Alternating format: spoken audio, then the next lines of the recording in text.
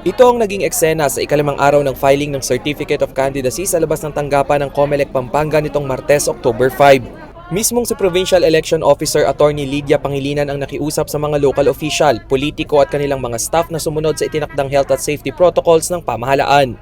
Maging ang ilang pulis pumagitna na rin upang masunod ang physical distancing protocol dahil hindi napigilang magkumpulan ng mga tao sa tent na inihanda ng COMELEC para sa mga kandidato at tigdadalawang kasama lamang. Samantala, unang dumating si dating Pampanga 4th District Congresswoman Ana York Bondoc na nais muling maging kinatawan ng distrito. Kung pala rin papalitan ni Bondoc ang kanyang kapatid na si Congressman Rimpy Bondoc. Bilang isang doktor, nais daw niyang gumawa ng mga batas upang maisaayos ang COVID-19 response plan ng probinsya at ng buong bansa. Hindi po testing ang solusyon. Ang solusyon po is vaccination, focused testing. Hindi po testing everybody right and left. Ngayong Martes, nagkaroon na rin ng kumpirmasyon na hindi sasabak sa vice gubernatorial race ng Pampanga si 2nd District Board Member Maylin Pineda Cayabyab.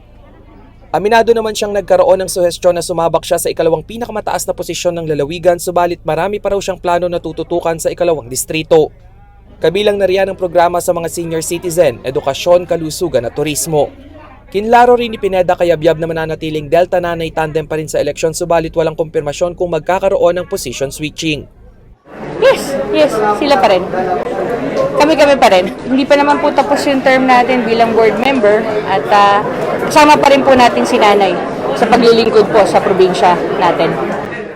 Kabilang din sa mga naghain ng kanilang kandidatura para maluklok sa sangguniang panlalawigan ang mga sumusunod. Sina Mabalacat City Councilor Winwin Garbo at Re-electionist Board Member Benjamin Hocson sa unang distrito. Sa 2nd District, bukod kay Re-electionist Board Member Pineda Cayabyab ay nag-file na rin ng COC si Guagua Vice Mayor Sajid Yusof. Bacolor Councilor Lucky Labong at Re-electionist Board Member Attorney June Canlas naman sa ikatlong distrito.